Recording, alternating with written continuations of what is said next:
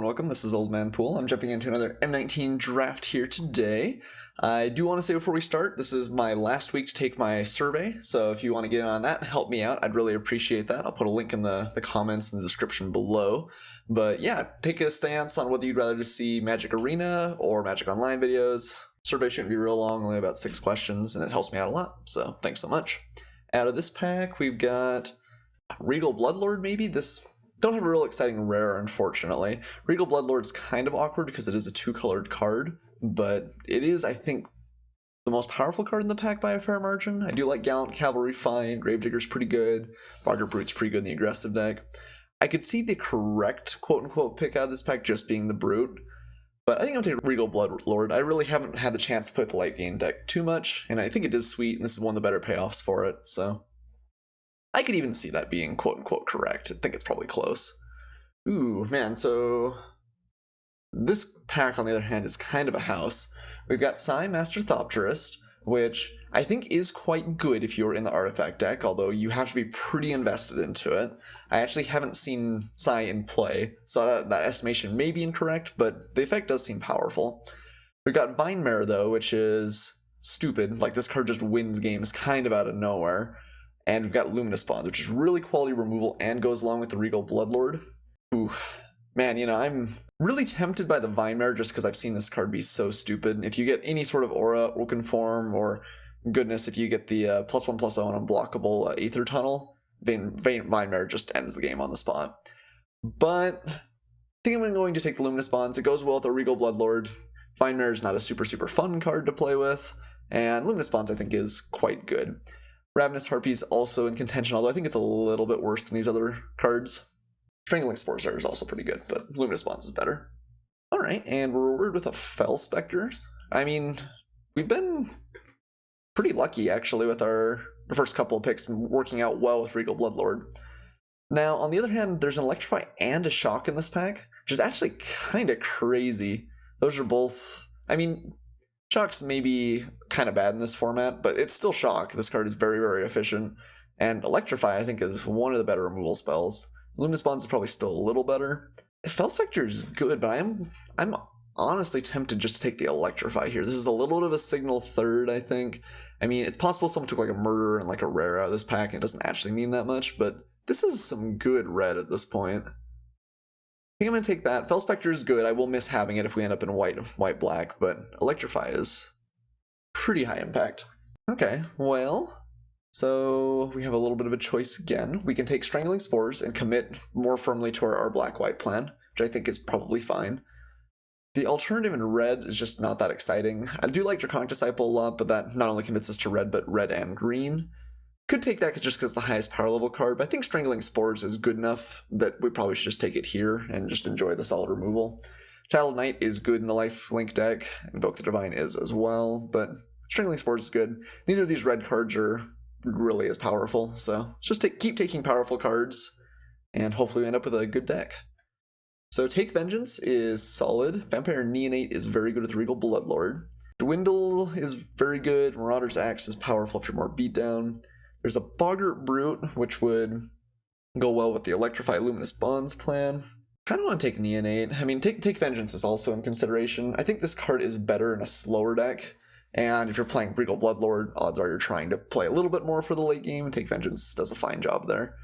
It's clunkier than I would have expected in this format. I would have thought this was pretty good removal, but there are a lot of cards that either don't always attack you, or you just happen to be on the beatdown and Take Vengeance doesn't do anything for that game plan. I think I'm going to take the Vampire Neonate. I think I'm going to stay the course. I think it's a little bit worse than Boggart Brute, but I think in the life gain deck you want a lot.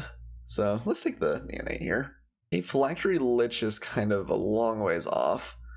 This pack's not great for us. It's not actually fantastic, period.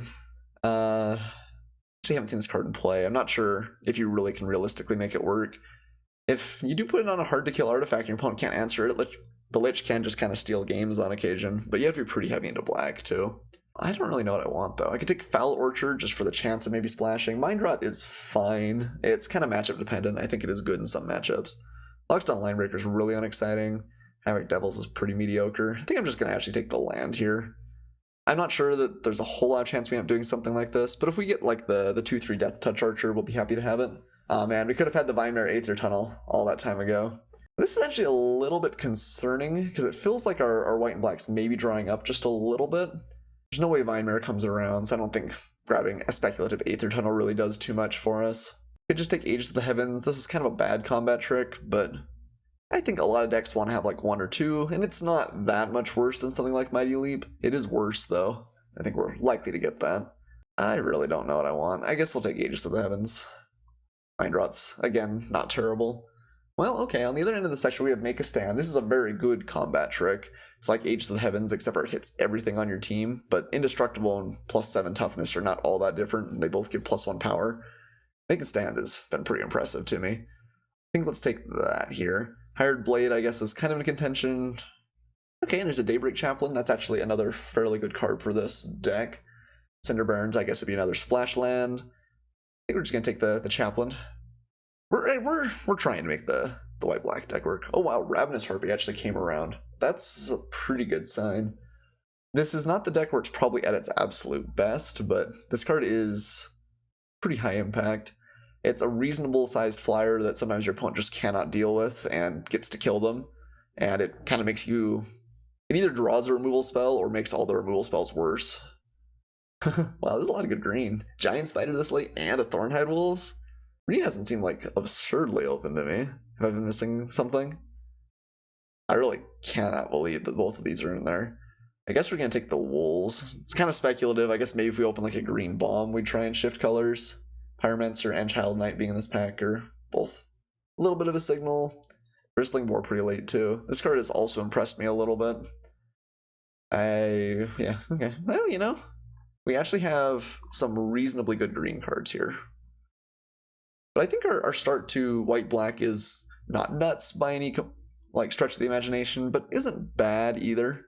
Wow, okay, this pack is really good. So... Wow, I really don't know what to take. There's Lich's Caress, there's Herald of Faith, and a Johnny's Last Stand, all in our colors. I think are all fine. I think Herald of Faith and Lich's Caress are probably better than a Johnny's Last Stand, but this is nice. I mean, I don't know. It's hard because if any of your creatures die, you just get a huge body. Like a 4/4 flying for 4 on delay is pretty good, but your opponent... I guess it really destroys Mind Rot. Your opponent gets to choose when it happens, which is a little bit unfortunate. I think Herald of Faith is probably better. I think Lich's Crest might be better too, which is kind of a shame. I don't know though. Johnny's Last Stand is pretty powerful. It just, the fact that your opponent gets to choose when it triggers does hurt it a lot. Yeah, there's tons of good cards in this pack though. Heroic Reinforcements is one of the best cards in the set. Psychic Symbiont, for that deck specifically, but that deck is really good. Psychic Symbiont's really good. I think I'm gonna take Lich's Caress. Man, well, I really don't know.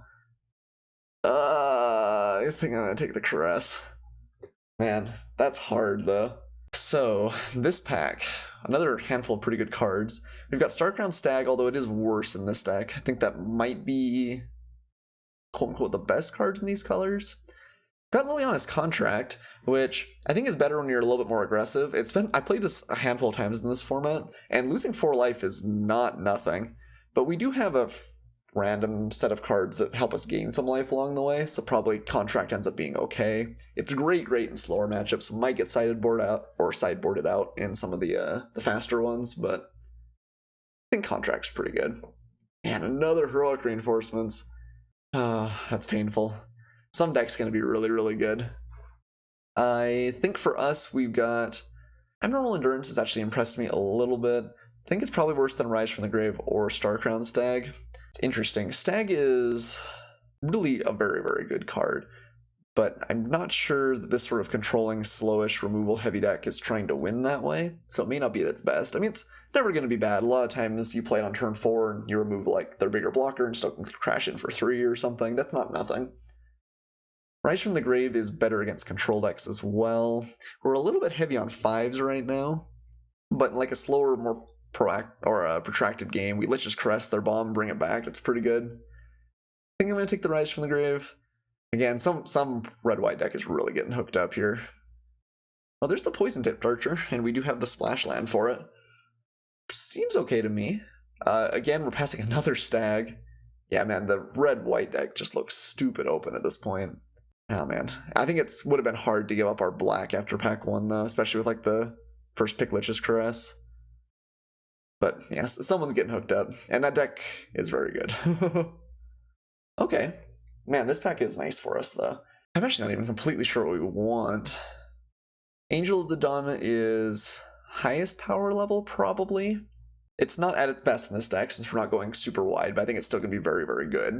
It's also a Fell Spectre, which is nice card advantage. I think it's worse than the Angel of Dawn. The 1/3 flying body is... It's always actually felt a little bit bigger than I would have expected in this format, though. It's pretty nice. Novice Knight I'd play, Vampire Neonate I'd love another one. We got a lot of good stuff here for it. I kind of feel like I'm on Fell Spectre plan. I wonder if that's incorrect, though. Angel might just be better. We're kind of heavy on 5s, though. I think I'm going to take the Spectre. Angel, I think, is a better card most of the time, but this may not be the most of the time scenario. Okay, so we can take another Ravenous Harpy, a Cavalry Drillmaster, or a Macabre Waltz, which is a card that I really like to have kind of one of. I think this format really does encourage you to play 17, sometimes even 18 lands, but Flood is really bad. There are not too many things that you can put your mana into in the late game, so having things like Macabre Waltz to pitch an extra land and rebuy some great cards at the end is good. I really do like that card a lot. Another Harpy. Don't have like tons and tons of cards we want to pitch, but I think they get a little bit worse in multiples, because if you have 2 of them, they aren't like super synergistic. It might just still be the pick here, though. The card's pretty powerful.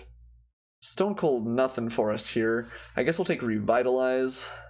Green has felt a lot less open this pack, so I don't think there's any way that we end up taking like Highland Game and going for it. Yeah, Revitalize, if we get a couple more cards like Regal Bloodlord and need 1 or 2 more playables, Revitalize can be okay. Never exciting, but not always terrible either. Well, now there's some late green. Make me eat my words here. Do we take like Sovereign's Bite and just continue to cut our colors? Well, I was gonna say we'd take like Plummet and maybe we'd sideboard that in if we're already sideboarding the Poison Tip Torture, or if we're already playing the main deck Poison Tip Torture. We have a fair amount of removal, like not tons nuts, but a good amount. I guess that's what we're taking, though. I think it's our most likely card that we'd end up playing for some reason. Infectious Horror's pretty bad. Rogue's Gloves actually, in some matchups, may not be miserable. We have a fair number of like reasonable flyers, and Rogue's Gloves with something like Regal Bloodlord potentially is not bad. I don't think we'd start at main deck, but we would sideboard it maybe in some matchups. Box Jumper's sort of in the same boat. This can just be a nice solid 6-drop play, even though it's not exciting ever. I think we'll take the Gloves. So we've got Abnormal Endurance came around. There is Dwarven Priest, which actually I kind of discounted the first time around. This card's never been fantastic, but it is a life gain card. Endurance, what does Endurance really synergize with us? Good with Fell Spectre for sure. Pretty okay with Poison Tipped Archer. Pretty okay with just our good card, Regal Bloodlord. I think I might just take the Dwarven Priest, though. We don't have tons and tons to go along with it, and Dwarven Priest might end up being more synergistic than I would have originally expected. Ear for Guide, fine. We can almost sideboard into green in some matchups. Doom Dissenter I like a lot better than Infectious Horror. Really good with Ravenous Harpy, and a great kind of a speed bump for more aggressive decks. I guess Trumbo Blast is better. Okay, well, how do I feel about this deck? This deck is not super balmy. It's not terrible, but it's not super balmy. I haven't felt like there have been cards in here that have really paid me off for being like black-white. It's possible there's another black-white draft of the table. White hasn't seemed extraordinary. Well, no, we saw a bunch of stags. I don't know. Man, this pack is good. Again, I'm not sure it's great for us. There's a Skeleton Archer, which I like quite a bit. It picks off a lot of cheaper cards in the format, can frequently let you kind of snipe an extra card after combat. There's Patient Rebuilding, which is just stupid good. One of the better cards in the set, but I think we're a long ways away from playing that. Double Blue is pretty tough. Meteor Golem is powerful, and we are trying to play for a slower game, so I could maybe pick that and not feel too bad about myself. Archer is definitely a little bit cheaper, a little bit more powerful, or a little bit less powerful, but a little bit more cheaper. Man, I just butchered that sentence. It is cheaper, but less powerful. Meteor Golem, maybe we can take that. We have a lot of life gain. I think it's likely this deck is going to want to push towards the late game, and blowing up any permanent is pretty powerful. I guess we'll take that. I could see Skeleton Archer being better. Oh man, no, this blue is killing me. It's okay. Legis Crest is still a really good pickup for us. Great card in general. But, Chin of Wishes, one of my favorite cards in the set. Okay, some more kind of good blue stuff. And we're really not seeing too much. I don't know, I wonder if someone like moved in on the life gain, or we just got kind of unlucky. I mean, white has not been super opening, but I feel like we've passed some like reasonable cards in pack 2. It's possible that it still is. I don't know. I think we're taking Sky Scanner out of this pack. I've been really quite unimpressed with Infernal Scarring. I mean, I don't think it's strictly unplayable, but it's pretty bad. Sky Scanner works well with Ravenous Harpy. It's like another like fine speed bump in our dirtily defensive deck here. There's Blood Divination. It's a little bit interesting. Blood Divination works well with Doom Dissenter and our Sky Scanner. Also Macabre Waltz, which I do want. Maybe Macabre Waltz ends up being better. There's also Child of Night, but despite quote-unquote being black and white life gain, we have 1 life gain payoff in the deck. That does make Child of Night worse. It's never going to be bad. Against aggressive matchups, it's something you actually actively want. Also Explosive Apparatus, always playable card. I think I'm taking Blood Divination here. Maybe we're just going to really hope to prey on more like slow. I think we'll be actually good against control-ish decks. Not sure how quickly we'll win games, but Blood Divination digs towards our single rare, or our single payoff card, Regal Bloodlord. Okay, a late Sky March Bloodletter is an excellent pickup. Great card for pretty much any deck that's playing black, and good in this deck too. So I would say the Diamond Mare is a really nice give here, but actually it just doesn't do that much. Like, we are heavier in black, so the life gain is there. The actual life gain, like a payoff, isn't really that exciting. Cavalry Drillmaster may just be better. Maybe we still want Diamond Mare. I think we're still trying to play a slow game. We do have like a lot of removal, and we've got some card draw.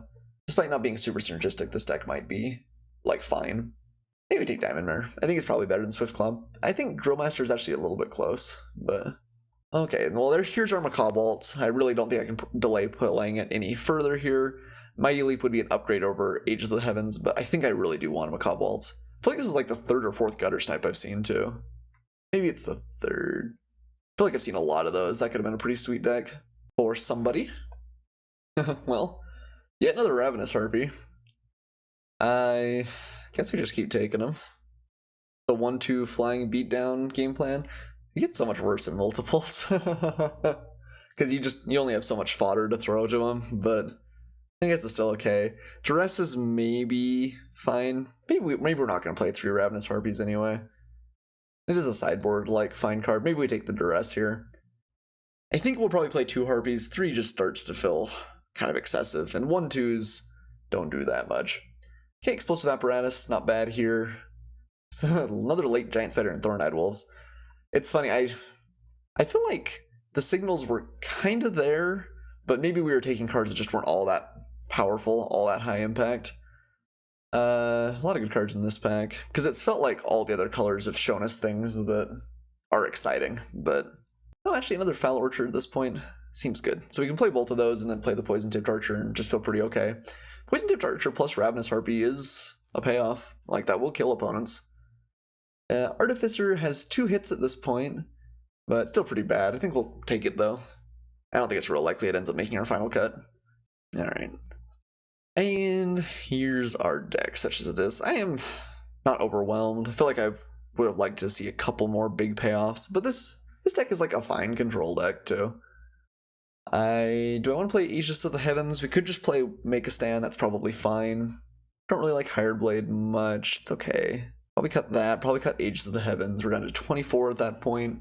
Meteor Golem kind of want to make me play 18 lands, plus like our top end. We want to be able to play things like Liliana's Contract, and Blood Divination to continue to dig us. And we have a Macabre Waltz, so actually 18 lands doesn't look too bad. Just to make sure that we can march our way up the curve and then continue finding action. With the 2 Ravenous Harpies maybe being some of our like late game payoffs, kind of want to keep both of those. Maybe Dwarven Priest is just pretty mediocre. And don't want to cut too many creatures, I think, with the Harpies. But I really don't know what I want to get rid of here either. All these cards seem pretty good. Maybe let's cut an Explosive Apparatus.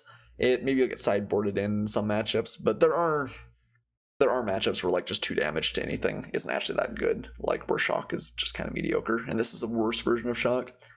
So let's do that. Play 2 Foul Orchards and no more forests. Deck doesn't... I guess we really are very heavy in white, aren't we? Especially if we cut our 2 white cards there. I wonder if we should just really hedge towards that. If we cut like Daybreak Chaplain and make a stand, play like Hired Blade and Duress, that seems pretty bad though. I guess we'll keep those cards. Alright, let's add in some basic lands. Probably go like 7, 10, or I guess, do we want to have 11 black sources? 7 white sources feels a little bit like overkill, but I do want to be able to play some of these cards early. Maybe we cut the Daybreak Chaplain, since Make a Stand will be good later on, and play like Explosive Apparatus, just to try and make our colors a little bit better. Because then I think we can play something like maybe 5 plains, 13 black sources. Yeah, that seems pretty okay. So yeah, again, not in love with the deck. I don't think it's abysmal, but not really in love either. I'll see you guys for match 1. Alright, we are back for match 1. Have a pretty bad hand here. Already kind of punished on our colors. Explosive Apparatus is likely to be able to kill something. If we find black, we can play Strangling Spores, but not Blood Divination. Liliana's Contract's gonna be pretty bad if we're getting beat down. I think this hand is kind of close, but I actually think it's a mulligan. I don't know if this hand's better or not, but we have our colors at least. Let's go ahead and keep. And again, going to 5 is, I think, rarely the way you win limited games.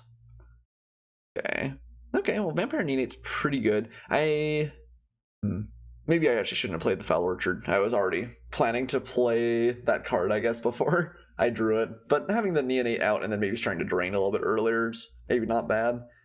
And with the expensive stuff in our curve, it's possible that we would get to like slide in the Foul Orchard at a slightly more opportune time when not much is happening.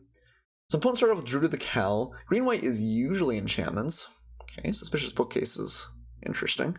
This card's not terrible, but I think you want to be kind of in the artifacts deck to really be excited about it.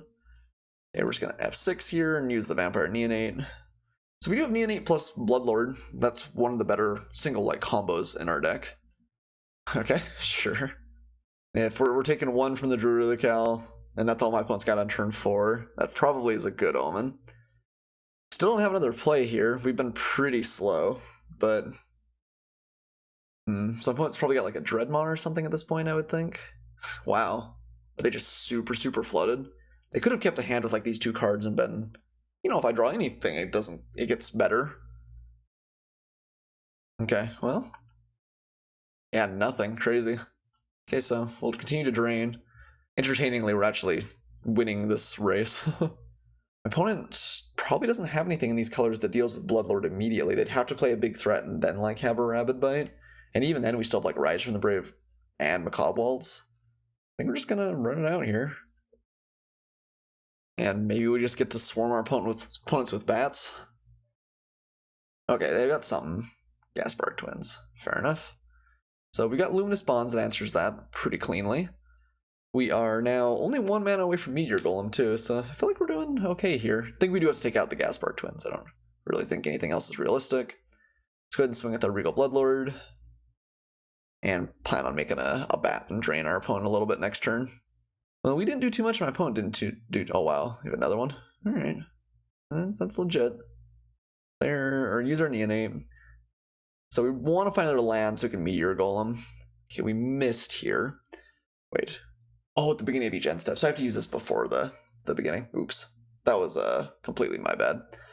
I think we just play Explosive Apparatus. We don't have anything else really to do here. We are going to take a pretty significant 7 here. Okay, and we will try not to miss bats in the future. That was bad.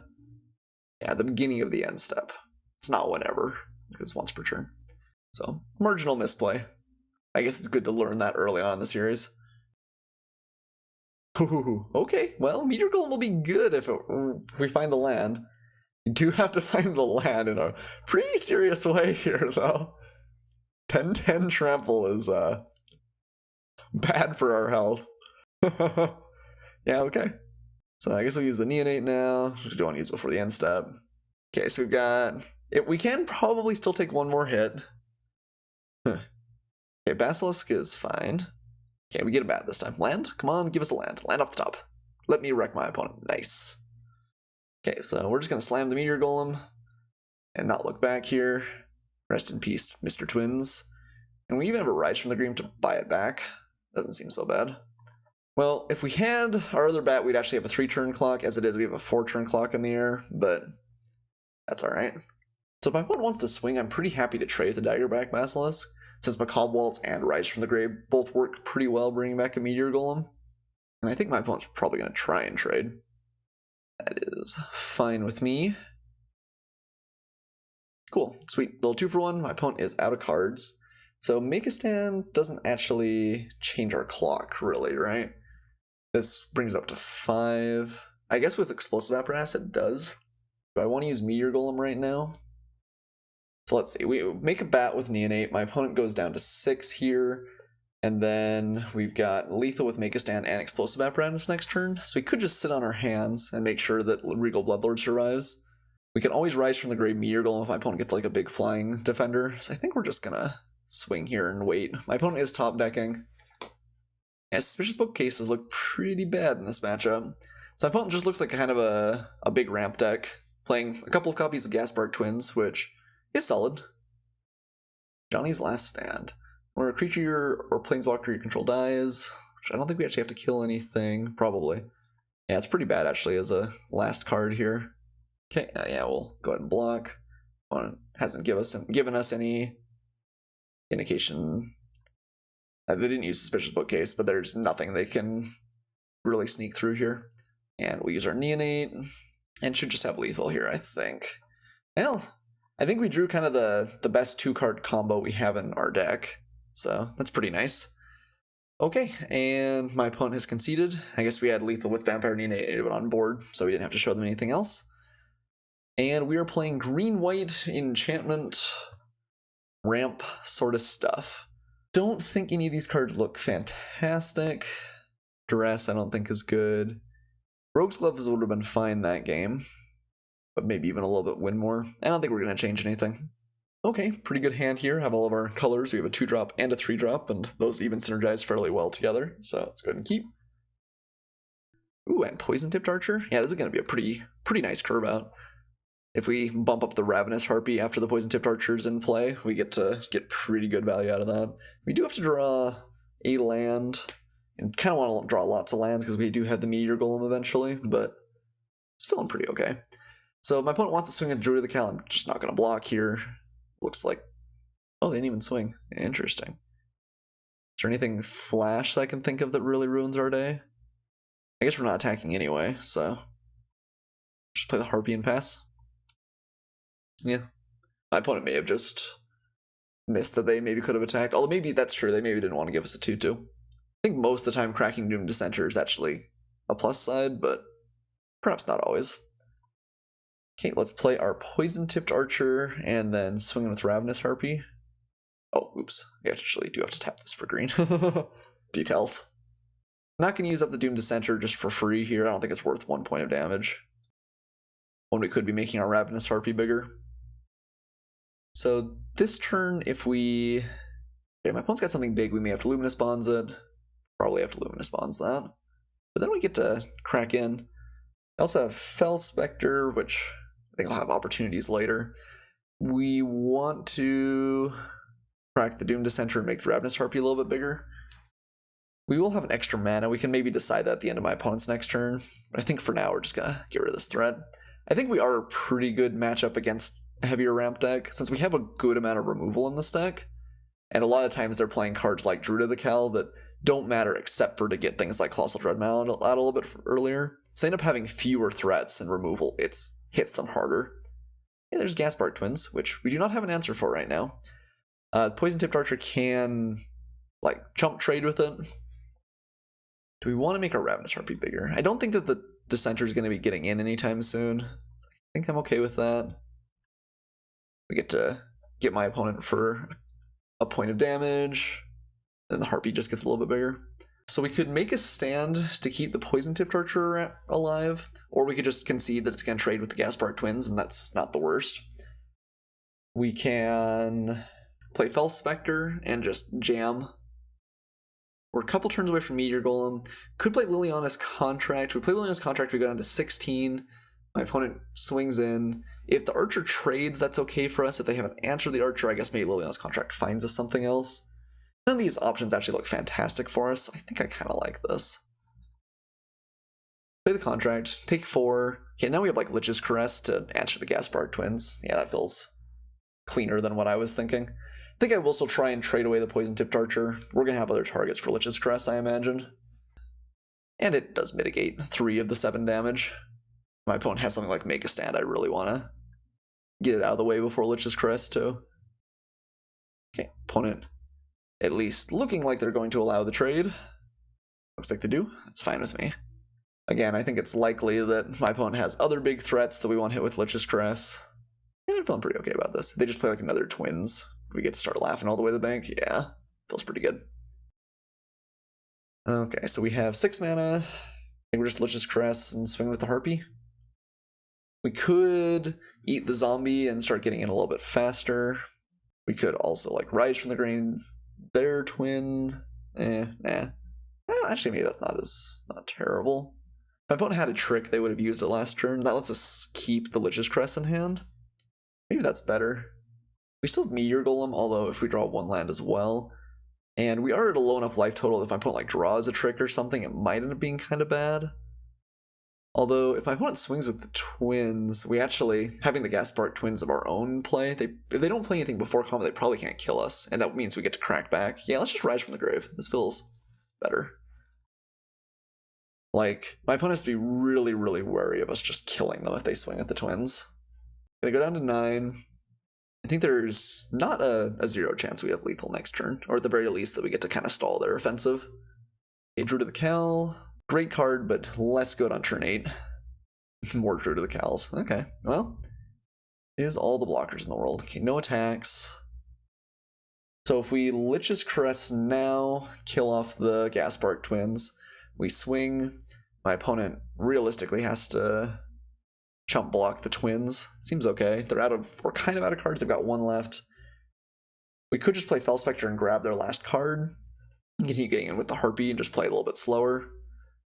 I kind of like putting pressure on my opponent. We're going to be at 15 life. I think things will have to go pretty badly for this not to work out for us. Swing with everything. And my opponent's got to, I guess they're at effectively 7. If they chump block there. If they chump block there, that's enough. Okay. Yeah, we don't really have anything that goes over that. Take my opponent down to 3. And Explosive Apparatus is close to lethal next turn too. Fel Spectre plus Explosive Apparatus is lethal over true turns. They need something pretty good to work their way out of this. Liliana's Contract did a really good job this game.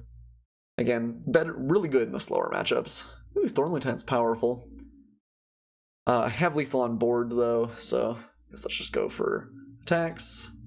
And we'll Explosive Apparatus my opponent. Oop, I didn't mean to reveal my hand, but oh well. Okay, we won the match. Happy and feeling good about that. I think my opponent had a fine ramp deck, but we just had a pretty good matchup against it. Want to know? See you guys for match 2. Okay, after a pretty speedy victory in match 1, let's hope our match 2 is equally as good. Yeah, pretty good hand here. We've got Neonate into Dissenter into Skyrush Bloodletter, probably over Sky Scanner. Man, if we draw one of our Harpies, we've got a pretty good hand for it. Let's go ahead and keep. And we'll start off with our Neonate. So at some point we're going to play the Boogeyman Red-White deck. We'll have to see how this deck fares against that. But it looks like it's not this matchup. Blue. So actually I'm going to play the Child of Night. If my opponent doesn't have a blocker, it's higher upside for us. Doom Dissenter will be good later on in the game if we need it to be. So, oh yeah, look at this lifelink start. I'll bet my opponent is super afraid of all of the like Pride Mates and all of the extra big payoffs that we have for this deck. Because we totally have tons. Okay. So I guess we'll still do Bloodletter this turn. I was going to say I kind of actually like Sky Scanner. One could also have Essence Scatter, but I don't really think we can avoid running into that. We could play Sky Scanner because the Bloodletter's maybe a little bit better at beating down. I do like hitting our land drops, but I can do that next turn with Sky Scanner as well. Well, if we find a land, then we could play 2 spells. Still want to play the Bloodletter. I think we just jam with the Bloodletter. My opponent has Essence Scatter, it's unfortunate, but it looks like they probably do here. No. Okay. We've got a pretty good curve out. One has Divination, who is pretty slow at this point. One's got a discard. Oof. Pitching an island. Okay, so we missed on a land drop. Sky Scanner hopefully will find one for us. Does not.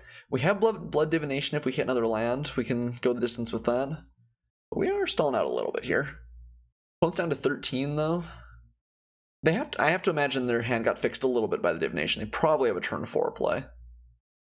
Okay, it looks like it. Scales Nurture. Oh, that's pretty solid against us.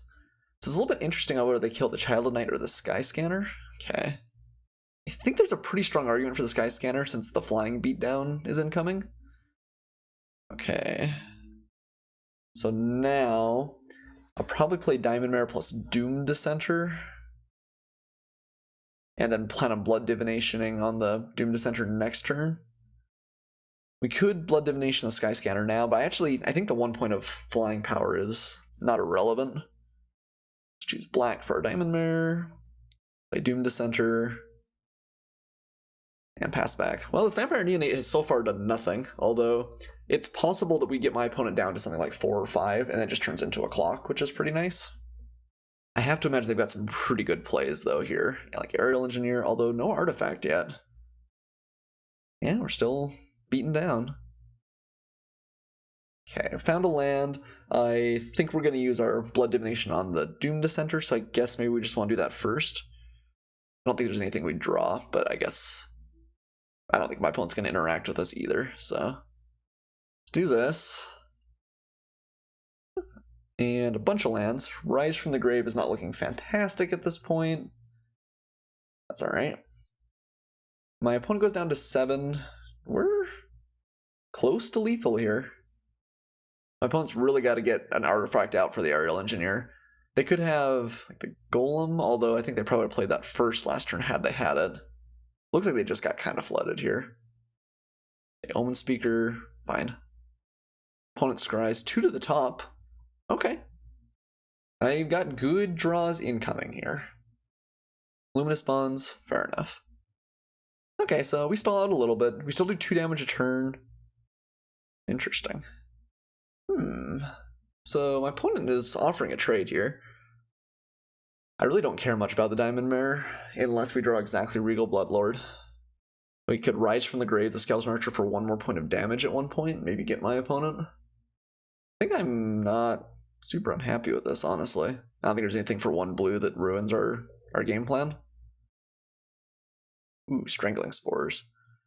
So we can swing, maybe snipe my opponent's Aerial Engineer with Strangling Spores. We may want that as like a flyer defender attacker, and if we do that, yeah, actually, maybe we just sit on Strangling Spores this turn. I don't think we need to get back stuff with Macabre Waltz. We could maybe go wide, maybe force through some extra damage.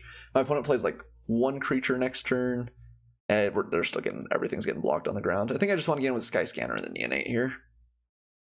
Keep up the Strangling Spores, and set my hands for a turn.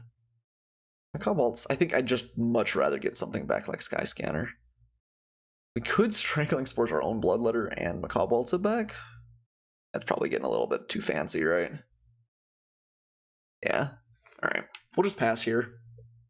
And we've got the inevitability. My opponent, unless they can deal with the Neonate, and if they can, we can still bring it back. Ooh, this looks big, though. Okay, Frilled Sea Serpent's pretty good. Still not going to kill us quickly enough, though. Okay, let's just use our Neonate. And don't think we really want Strangling Spores or anything. Ooh, Bloodlord. That's a house. Now my opponent has to have removal for 2 cards. In addition to maybe making like a free bat here, the fact that this just is another flyer is really bad for my opponent. They have to have something pretty good to just not straight up die this turn. Okay, they do have Lich's Caress. We can bring it back with Macabre Waltz or Rise from the Grave, but it is dead. My opponent gained some life too. So looks like they maybe scryed like Caress plus Sea Serpent. Oh, okay. Zombie. Man, I wish we had some of our Harpies out. We could get some pretty good value out of this, but okay. Sure. So my opponent cracks in. They are at 7. Go ahead and block the Aerial Engineer since they can't have anything at this point. Pass back. Okay, we are up to 8 mana. So we can Rise from the Grave, the Bloodlord, and Drain. We can Macabre Waltz, pitch something, although I guess I shouldn't have played the land in that case. Could have Macabre Waltz brought back like Bloodlord plus... You can also Rise from the Grave like Skeleton Archer. I think we just Rise from the Grave the Regal Bloodlord. And then have 2 mana for the Neonate. Seems pretty okay. We're still at 24 life, like... My opponent has to kill the Bloodlord again, or again, they're facing down pretty quick lethal. Let's go ahead and pass. One has 2 cards in hand. Another Omen Speaker. Yeah, I think that the scry to the top was probably justifiable. They played some pretty good cards there all in a row. The fact they had Luminous Bonds in hand was pretty nice too. Okay, they bottom this time though, desperately looking for an answer, which is good for us. Okay, interesting my opponent doesn't attack there. I'm pretty confident I would not have blocked with the Bloodlord anyway. And we'll go down to 20. But that tells me that my opponent doesn't have a trick for sure as their last card. Scholar of Stars. Okay. And we get a bet. And that should just be lethal, I think. Okay, alright, that is enough. Maybe I should put a stop on my opponent's end of mains phase when I got the Bloodlord out. Probably should. It's possible I could have missed another bat trigger there since my opponent had to play something. a little bit loose.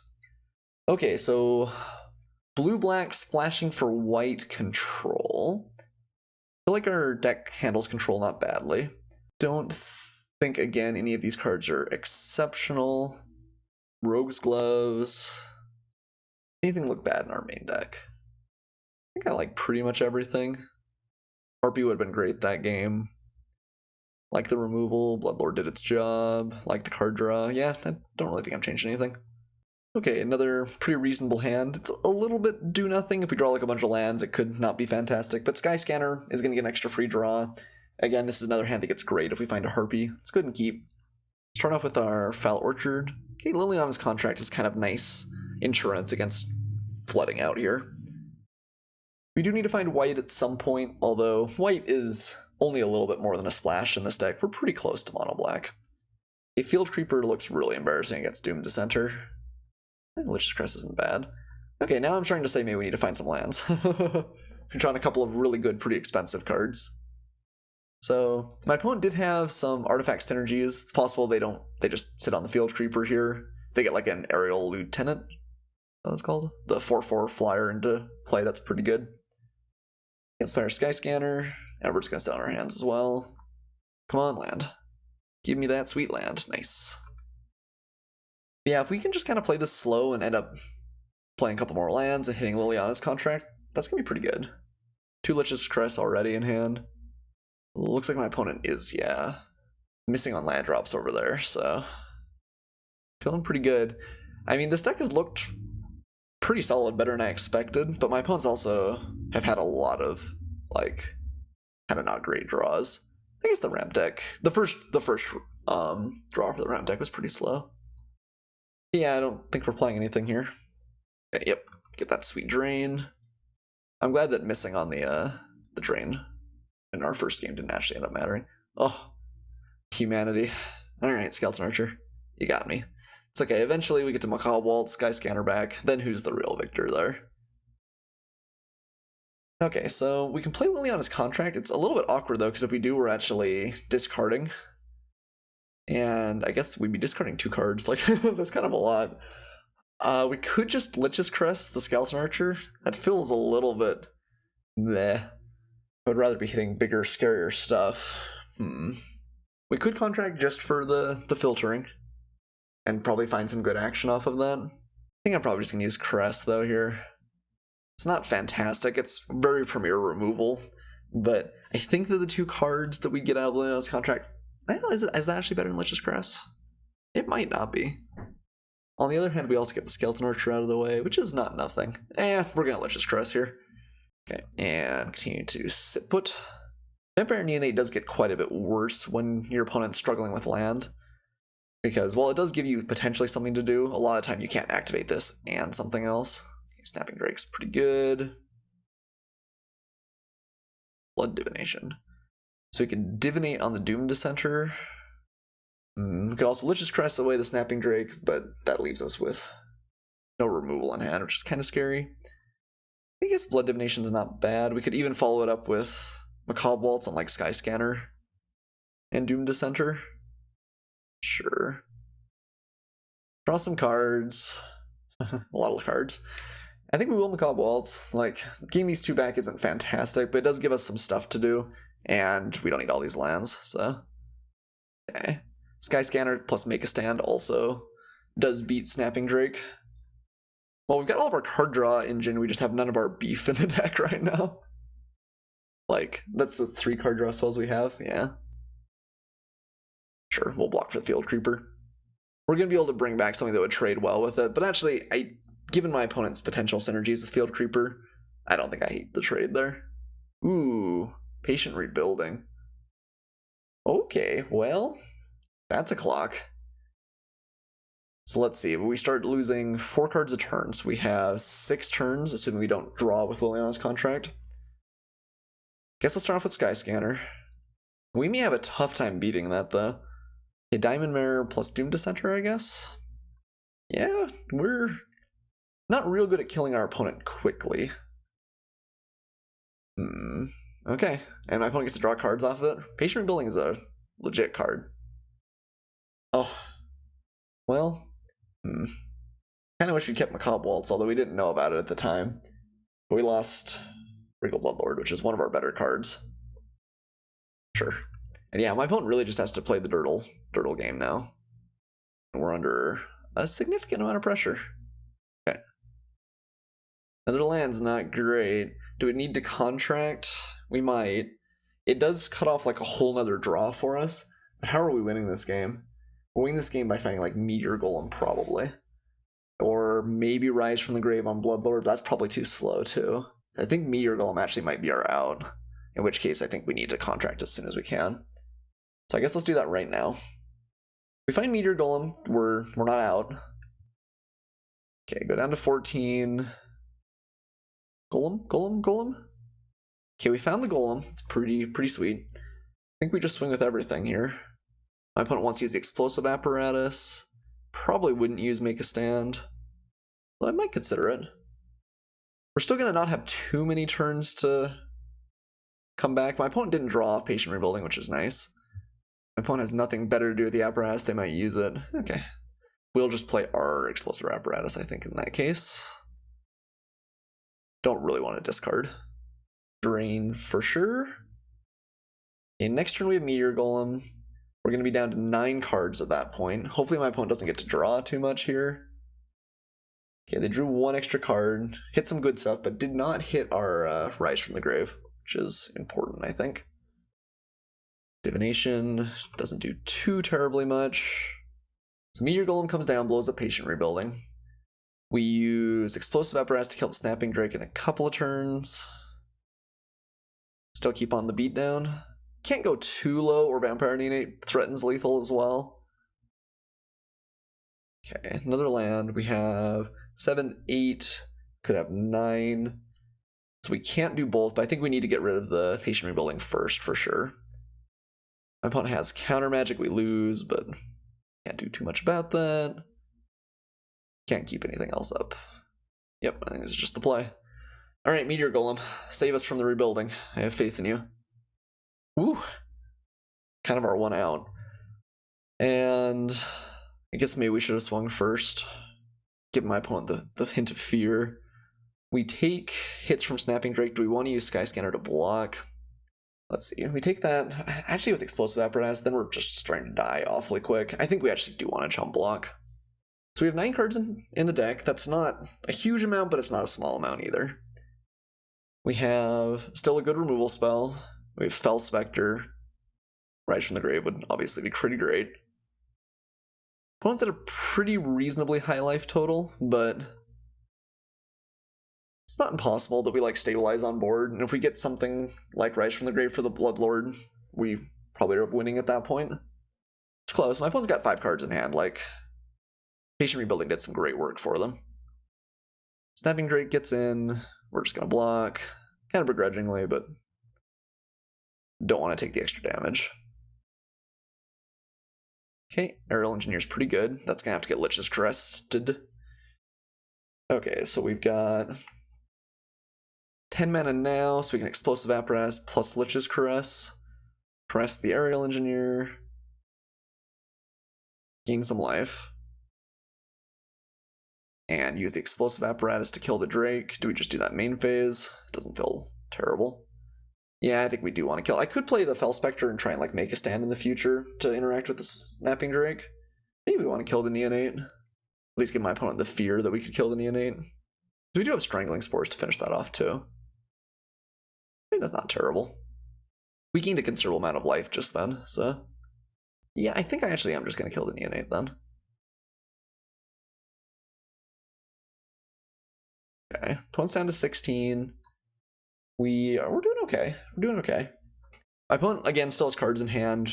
We don't have any Premier removal left. Strangling Spores is removal, but not fantastic. So down to 9. We do have to be worried of Explosive Apparatus. Eventually that can kill us. Omen Speaker's a good draw. So we're going to Fel Spectre, swing, maybe plan on trying to use Make a Stand.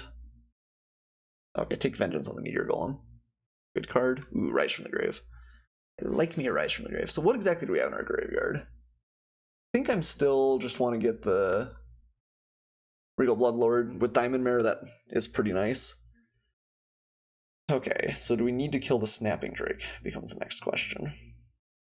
We bring back Regal Bloodlord. Do we want to bring back something on their side? Nah, I don't think so. That costs us 5 mana of our 11. We have Make a Stand, keep it alive. And this is on also Fel Spectre at this point. I don't think we're hitting anything from my opponent's deck, though. Okay, let's get back our Bloodlord. Now, I think the way the Bloodlord triggers is it'll work off this Diamond Mare. So I kind of want to keep the Fel Spectre till next turn, in which case keeping up Make a Stand seems pretty nice. It's possible we get a 2-for-1 out of this because my opponent swings and we block and use Make a Stand after they try and activate the Explosive Apparatus. Yeah, so we do get a bat, which is nice. Oh, I should have swung for 1 there, probably. I'd be surprised if they want to use Apparatus here. Oh, Disperse on a bat. Okay, you got me. Alright, so we're only at 7 cards in the library, we're only at 10 life, but having Bloodlord online is pretty nice. Okay, we have Make a Stand to keep it alive. And this has the upside that my opponent probably can't attack into us either next turn. We do not get another bat off the Diamond Mare. Okay, so let's play our Fel Spectre. Gain life. Make our opponent pitch their last card. Which hopefully is just like something good like Lich's Caress. Is it a good card, or is it just a land? Might just be a land. Yeah, okay, fair enough. Get 2 free damage in. We'll swing with our... No, I guess we can't swing with the Regal Bloodlord. So I could use Strangling Spores, but I kind of want to do that on my opponent's turn to start getting in for extra fancy damage. But if we do Spores, we get to swing for an extra 3. Is that going to be better than a bat at some point? Maybe we do just want to kill it. Alright. So we're missing out on a trigger here, but we're getting in for a little bit of extra damage immediately. Don't think that's terrible. I don't know if it's great either. Could have sandbagged the Fel Spectre, I guess. Maybe that would have been better. We want to maximize the number of bats we're going to get for sure. Alright, this is going to be close. I'm not sure we've got enough.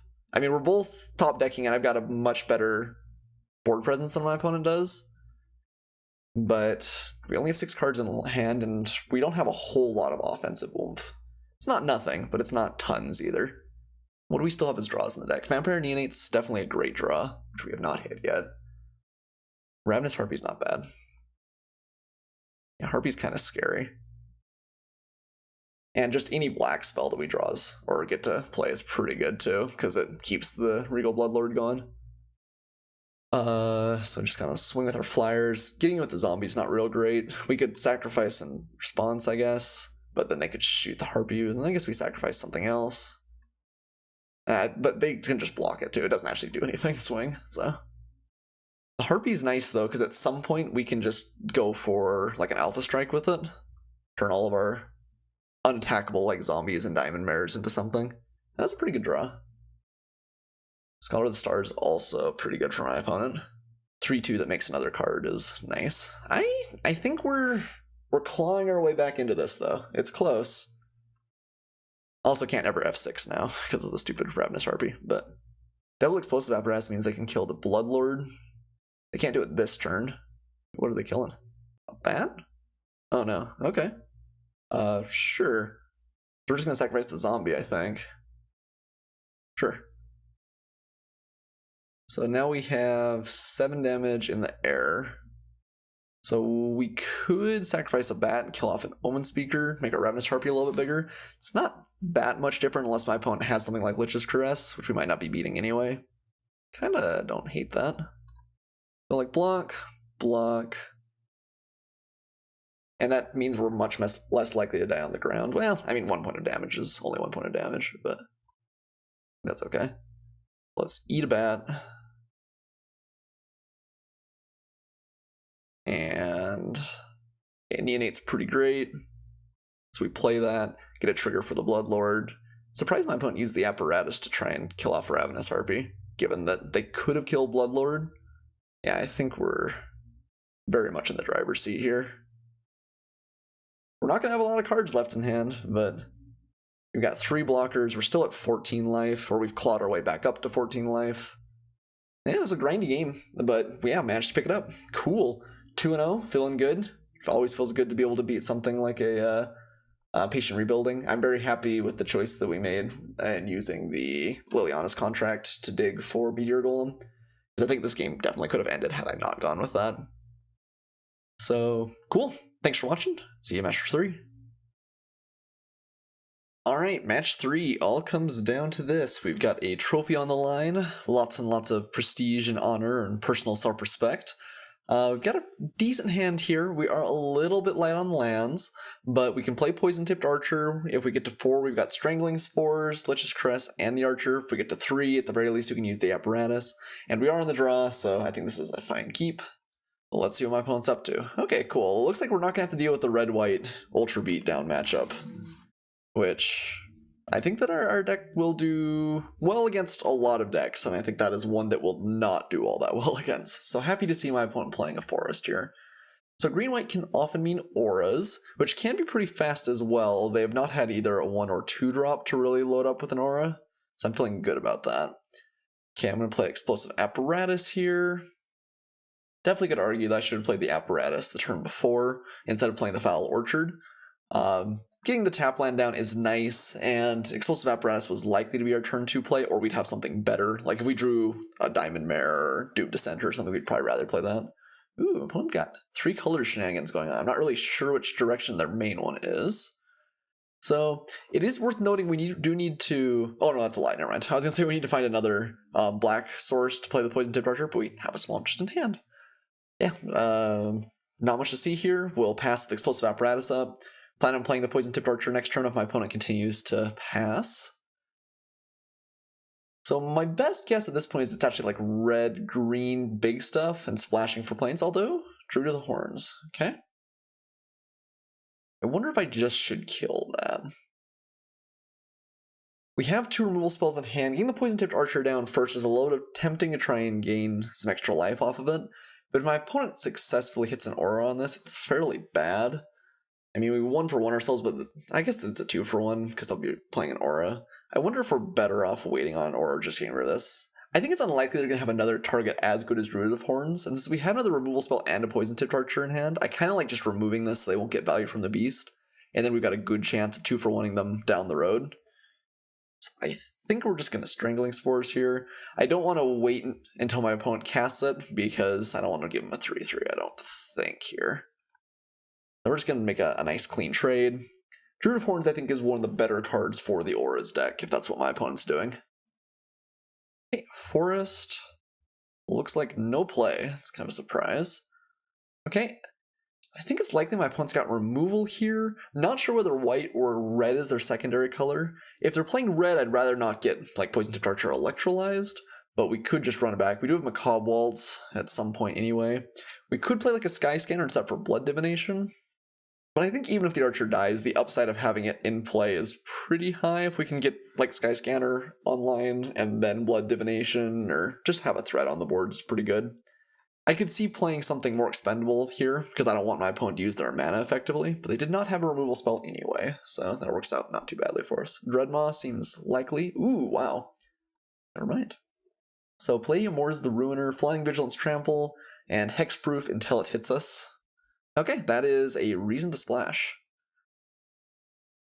So we do have the Poison Tipped Archer, so we could just leave that up here to try and trade with my opponent. That's not terrible. Do we want Lich's Crest more than the Archer? I kind of want to get this in the graveyard because we actually don't have tons going on right now, and using Macabre Waltz to buy it back at some point might be pretty nice. So then the question becomes, do we play our Swamp? I think we probably still do. There's not no chance that we'd play Blood Divination and Macabre Waltz on the same turn. Having Explosive Apparatus up in addition to the Sky Scanner is kind of nice. Let's play this very first. Okay, just hit a land. Not the worst, not the worst. We're unlikely to ever need more than 2 whites, so I guess we'll just play the Swamp here and probably plan on pitching the Plains from Macabre Waltz at some point. We will just pass here, I think. I'm going to try and trade the Poison Tipped Archer for Palladium Moors if my opponent gives us that option. Not impossible. They have like a Rabid Bite. They didn't have removal before, but okay. Satyr Enchanter. Also potentially kind of scary. Luminous Bonds on the Poison Tipped Archer. Okay, well that's very, very solid here. Oh, I probably should have killed the Enchanter. No, I guess I didn't have a good opportunity, right? Because once this resolved, my priority goes back to my opponent. I think we're just going to shoot the Satyr Enchanter now, though. That's fine with me.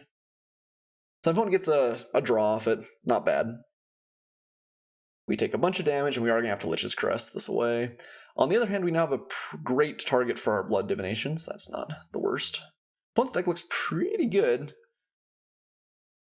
Okay, yeah, we're just going to Lich's Crest. I don't think we can really afford to play around taking too much time on that.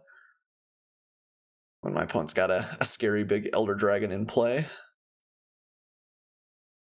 And I guess we'll swing with our Sky Scanner.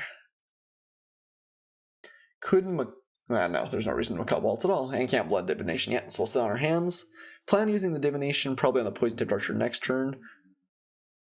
And maybe trying to play something thereafter. Okay, Satyr Enchanters for days. Opponent have like another Luminous Bonds. We don't have an actual answer for this, and these are dangerous when they're left unchecked. Okay, Oakenform. Fair enough. So my opponent is going for it immediately, which means if we did have a removal spell, we'd maybe get to get them just a little bit, but we don't, so. This is just big though, and we can toss Sky Scanner in front of it and not feel too bad about that. I think we're just going to Blood Divination here. Go ahead and sack the Poison Tipped Archer. Okay, Doom Dissenter is not terrible. We have another land, so we suppose we just want to keep hitting land drops here from Macabre Waltz. We could Waltz at this point. We're still only getting one thing back, though. Don't think there's realistically a way we can set up like a big trade here either. I kind of want to toss Sky Scanner in front, and we'll just Macabre Waltz that.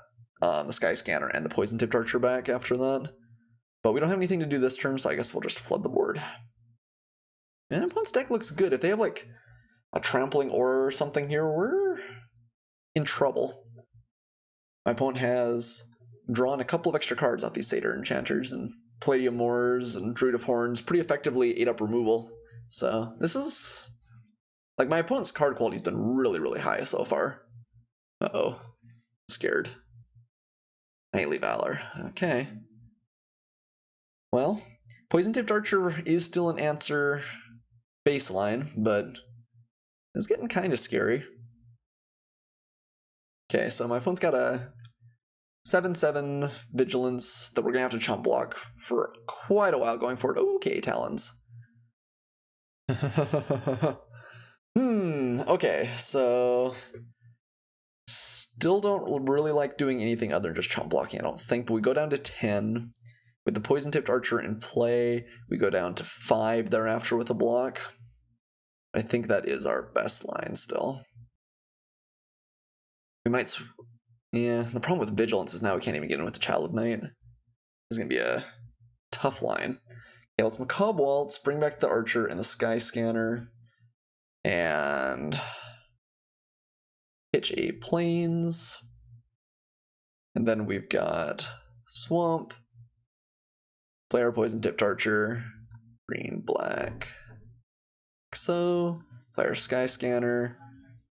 And my opponent, I mean, is kind of all in on the Satyr Enchanter. Okay, Rise from the Grave to get back Palladium Moors is pretty good. My opponent can't answer the Poison-Tipped Archer. That does potentially buy us a way out. Since 6/6 Vigilance Trample of our own is pretty scary, pretty spicy. I think we do have not a bad matchup against this deck, since we have a lot of good removal, but my opponent's got a lot of the cards that mitigate removal spells, too. They've got 2 Satyr Enchanters, at least 1 Druid of Horns. Got a lot of card draw to go along with making some really, really big threats here. Okay, so opponent didn't just snap play something, which probably means they don't have an answer for the Poison-Tipped Archer. Okay, just making a really big Knight here, too. So they can Talons that up and make it pretty big at some point. And unfortunately don't have great blocks against that either. My opponent's just got a lot of oomph here.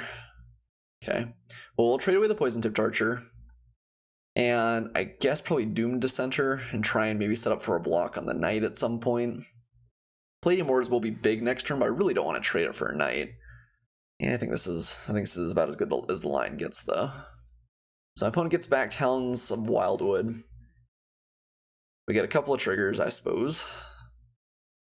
Opponent goes down to 15. This may be a chump try and survive just long enough to get my opponent dead with Palladium Wars. Okay, Rustwing Falcon. Nothing to enchant it with, it looks like, though. Okay, a Bristling Boar. That's not great. Yeah, my opponent's deck is pretty good, pretty good. I think we're bringing back Palladium Wars. I don't think it's real close. I guess you can maybe make an argument for the Poison-Tipped Archer, but I think it would be a wrong argument. Are we swinging with anything? I guess not really. Sky Scanner. I was thinking about going with Sky Scanner, but the Rustwing Falcon makes that quite a bit worse. So my opponent can Talons up something here, and we can try and line up blocks. If they Talons up the Knight, we have to chump block it, I guess. They Talon, but that means they can't get in with the Boar, probably. Uh-oh, this looks really big. They just have the X burn spell. Oh, Hungering Hydra. Huh? Yeah, another card need to chump block. No attacks, though. This doesn't have reach or anything, right? This battlefield with X can't be blocked by one more creature. Okay. Make a stand.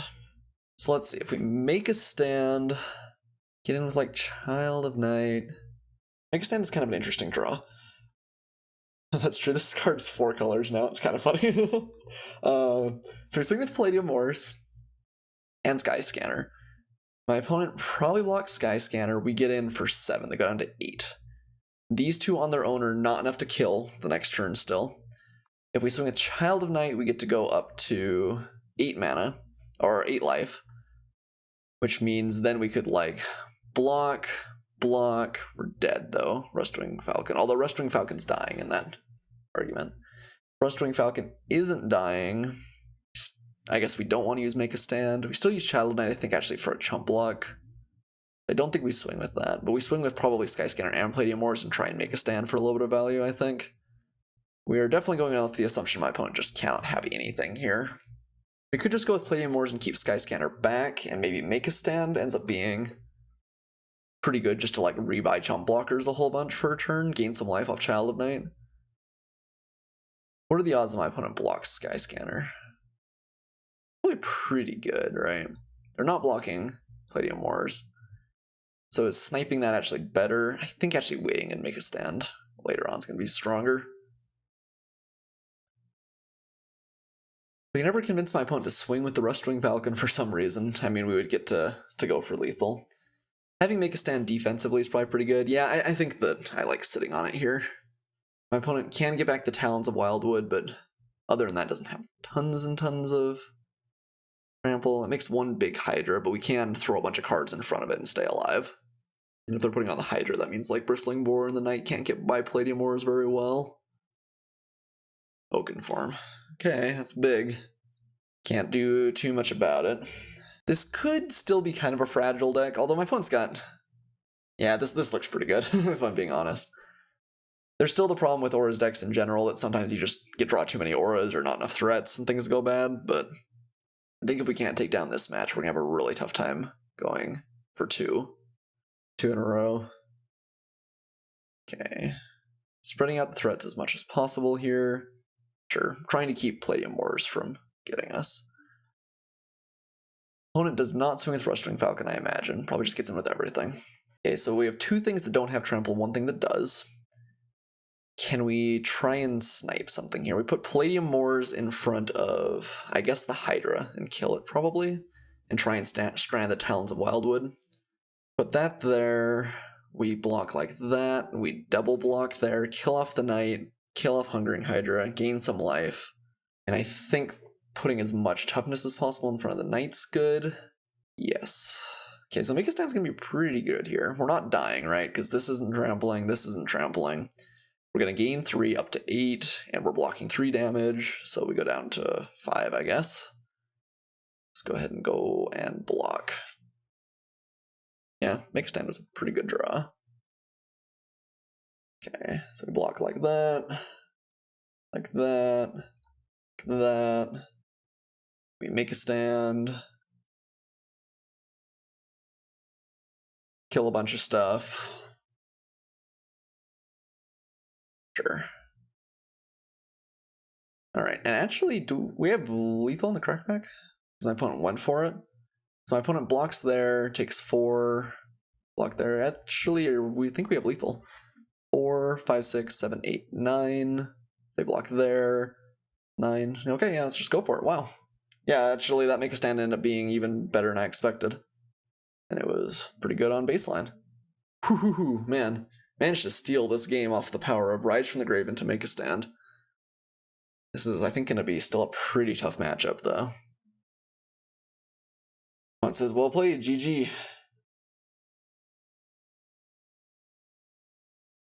Okay, so... primarily white-green. We didn't actually see what the red is for, but I imagine a splashed removal spell, hopefully not something like Banefire. Hired Blade doesn't seem great. Duress does potentially hit like an aura, but my opponent's mostly playing like Oaken Forms. I think it's the creatures that are actually really afraid of. Rogue's Gloves could be good, but it's a little bit slow. Could also be good potentially if they try and go off with one of their Falcons. I wonder if Aegis of the Heavens ends up being something we want.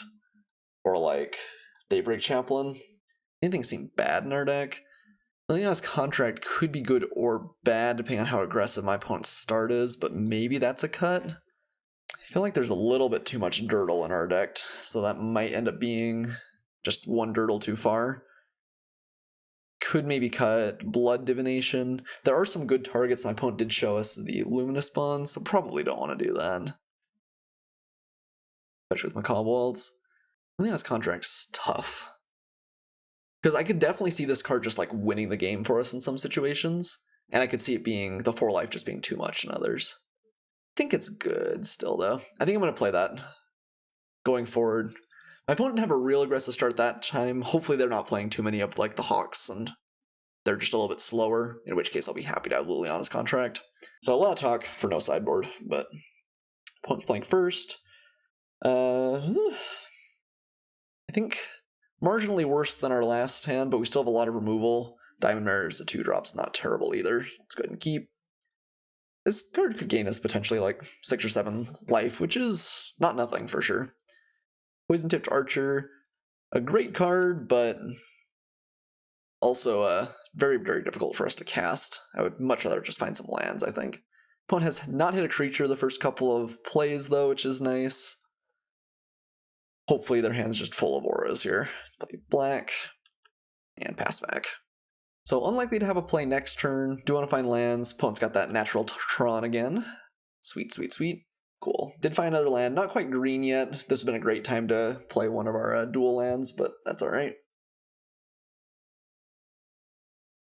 And I think we're just going to continue to pass here. Now, I have to imagine my opponent's going to have some play this time. Okay, Rustwing Falcon. And equip it up. Dodging Strangling Spores. Fair enough. Okay, so we've still got a Fel Spectre at some point, but Strangling Spores did not get its value, which my opponent didn't know about, and maybe they were just being cautious there and playing around it. I think we're going for the Fel Spectre. There's no reason to swing, right? Yeah, it's still too big. So play the Spectre, gain a life, make my opponent discard a card and lose some life. I kind of want to hope my opponent goes all in on this Rustwing Falcon and we get to Lich's Caress him. Pitching another mountain. Okay. And we're just going to pass back here. So I think the way we win is when my opponent draws creature light, basically. They get too many Oaken Forms, too many lands, and they only get like one Rustwing Falcon and one other kind of like whatever card. Not going to chump block just yet. This Fel Spectre might be able to get in for a couple points of damage first. Druid of the Horns. So I don't want my opponent to hit a Druid of the Horns. I think I'm just going to keep killing things and try and set up this Rustwing Falcon for failure with the Lich's Caress. So I'm just going to use Strangling Spores and get in for 2 points here. We're accepting another reasonable hit from my opponent, but if they aura it up and take us down to like 10 or something, then Lich's Caress maybe just evaporates the last couple of cards they have in their hand. So let's get rid of the Druid of the Horns now. Get in for 2 points of damage. Count it 2. And I guess that is it for now. Still have this Poison Tipped Archer stuck in our hand. We can Blood Divinate something away. Not sure actually whether I'd rather have Fel Spectre or Diamond Mare, but probably one or the other. We get down to 14. We'll play the Centaur Courser. That is less scary. Still not fantastic for us, but less scary. I could Blood Divination. We could keep trying to play off this Falcon. Going with the Fel Spectre, kill it with the intent of getting it back with Macaw Waltz, maybe? Doesn't seem terrible. My opponent equips up the Courser and gets in with Liches, or gets in and swings. We're taking a lot of damage, right? We're taking 10 next turn. We have that kind of time. Not sure we do. We could just do the Lich's Caress and have to accept it here. That's not too bad. It's not, like, fantastic, but it's not too bad. We take another 3, go down to 11. My opponent's got an aura. We're starting to get into chump block mode. We do have Macaw Waltz and Blood Divination to maybe rebuy and recycle for a little while, assuming my opponent doesn't find Trample. Yeah, maybe we just need a Lich's Caress at this point. I really feel like my opponent's got to have another aura in their hand, but I think we got to go for it here. And we'll get in with the Fel Spectre because we don't have a good block otherwise. Although, actually, well, no. I was going to say we could chump block and Macaw Waltz, but we actually want to get the creature in the graveyard first. Let's just take my opponent down to 14. Possible my opponent's just got, like, Palladium Moors or some stuff stuck in their hand, too. Gotta take this here. Get down to 15. But maybe my opponent just doesn't have a great follow-up. I did not aura this up. Okay, Satyr Enchanter. Good card for sure. So I think we Blood Divinate at this point. I think we're swinging with both. I think it's not like, well, no, my opponent hasn't had an aura for a couple of turns, and I will chump there, or I will block there into a potential combat trick if that's what my opponent's doing. Okay. Play our Blood Divination on the Fel Spectre. Draw some cards. Gain a little bit of life from the Diamond Mare. Diamond Mare's gained us, I don't know, 5 life or so at this point. Guess we played 4 spells. Okay, Ravenous Harpy and Rise from the Grave. Rise from the Grave's not fantastic at this point. I think Sky Scanner down to maybe chump block and buyback's not terrible though. Sure. Digs us a little bit deeper in our deck. Maybe helps us find like Regal Bloodlord or something that would be very good too. Okay, just another land. Fine by me. We're still getting some beat down here, but it's not the worst. Okay, Oaken Form, sure. It is big. So at this point, what do we got? Not too much. I have to imagine my opponent's crashing with both. Do we chump block Skyscanner? I think we do, because I think we're going to have to Macabre Waltz it here. Let's just chump block the bigger of the two. Go down to 13.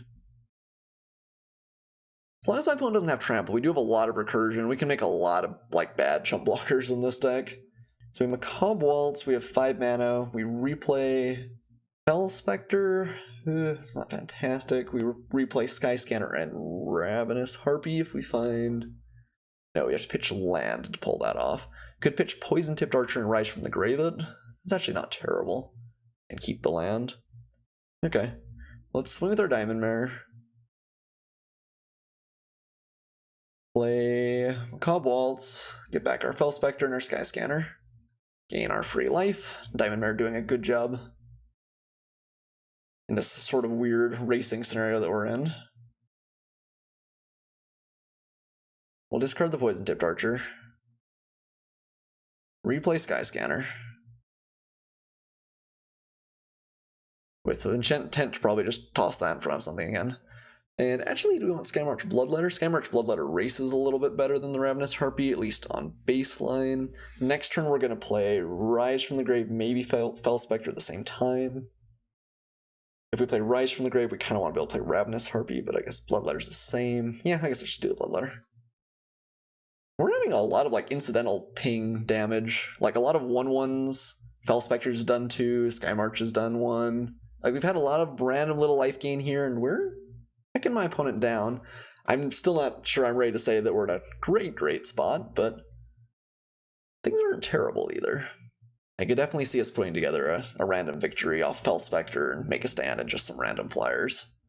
Poison Tipped Archer is going to be some incidental life loss for my opponent too. Question here is if we block. So I'm sure my opponent's getting in with both, yeah. If we block, we're losing 1 point of potential damage down the road with Poison Tipped Archer. If we don't block, we take 8, go down to 8, and then if my opponent's got trample, we're in trouble. But if they trample, they maybe would have played it beforehand, especially with the Satyr in line. I think I'm actually going to take it. Okay, it's not terrible, right? I think not terrible. It's true, Ravenous Harpy plus Poison Tipped Archer can also maybe burn my opponent out. I think I'm taking it. It's a lot of damage. Hopefully they don't have like double Giant Growth or Titanic Growth or something. Well, it's not a high life total. Like, neither are we, but we have a lot of random things that work. Okay, Hungering Hydra for medium size. Okay, we missed on a land, which is kind of unfortunate. But we can still do Rise from the Grave plus the Ravenous Harpy here. I think I'm still holding on to make a stand, but we have the Poison Tipped Archer to block. Sure. Yep, just gonna grab our Archer. Enjoy my extra couple points of life gain here from our Mare. It's really done some good work for us.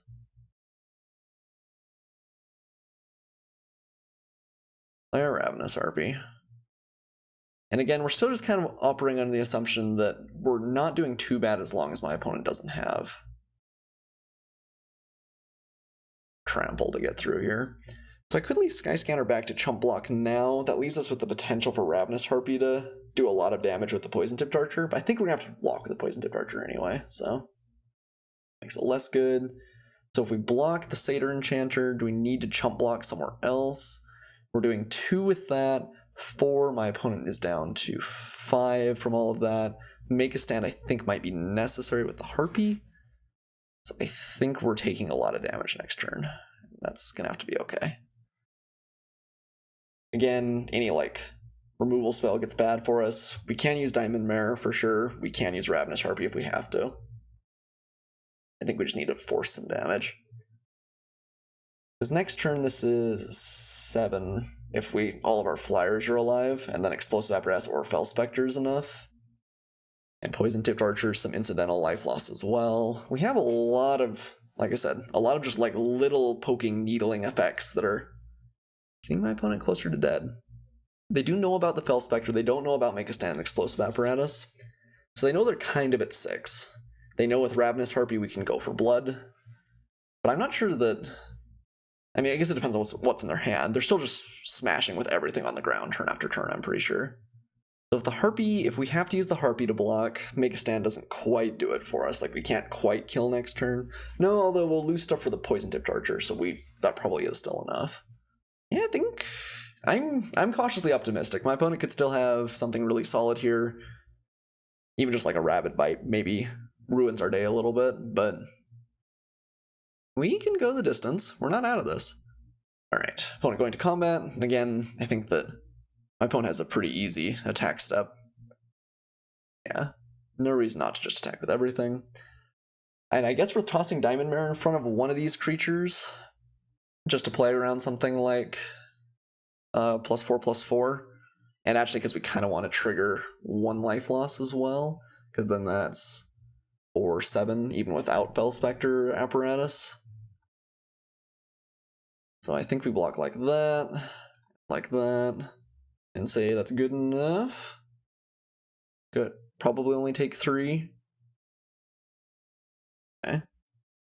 So Hungering Hydra gets ever so slightly larger. I guess that's true, we're getting 1 extra point from my opponent's drain as well. Down to 6. We have lethal on board with Fel Spectre. One has to have an answer for something here. Palladium Wars would be good. Okay, can we win through Palladium Wars? That blocks 1 thing. Still have enough though, right?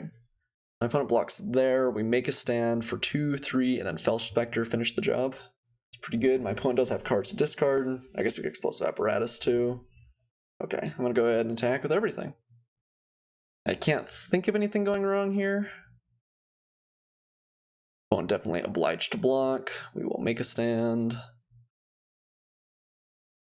Get my opponent down to 2. And then Fel Spectre, finish the job. Ooh, man. Close game. Close game. But we had a lot of good recursion, a lot of things that could just kind of toss our cards in front of the opponent. Once it's GG's. Man, I do not know how we managed to mize our way through that game. That was, my opponent's deck looked really, really good. Well, cool, man. We got the 3-0. A deck that I was initially not that impressed by. It really went the distance. Seemed super solid. Yeah, I really cannot complain about how this deck performed. I mean, it's quite good. I mean, there's a lot of good removal. We have Lich's Caress, we've got Strangling Spores, we have Luminous Bonds. Like, I think pretty much all of our cards are solid. Ravenous Harpy did some reasonable work with things like Doom Dissenter and Sky Scanner. Blood Divination overperformed a little bit from what I've seen. Like, there's no card in this deck that I'm really unhappy about. There's some cards that are sort of situational, like Diamond Mare is maybe not always the best, and I mean, Doom Dissenter is maybe not always the best, but I feel like it really kind of came together and worked out very well. I'm not sure how much of that was luck, and how much of that actually was just really pretty solid cards and being able to like recur the powerful effects with things like Macabre Waltz and draw good cards and find our bombs a lot of the time. But yeah, it worked very well. I'm like I said, a little bit surprised, I guess, but happy to take those wins all the way to the bank. Thanks to everyone so much for watching, and I will see you guys for the next draft.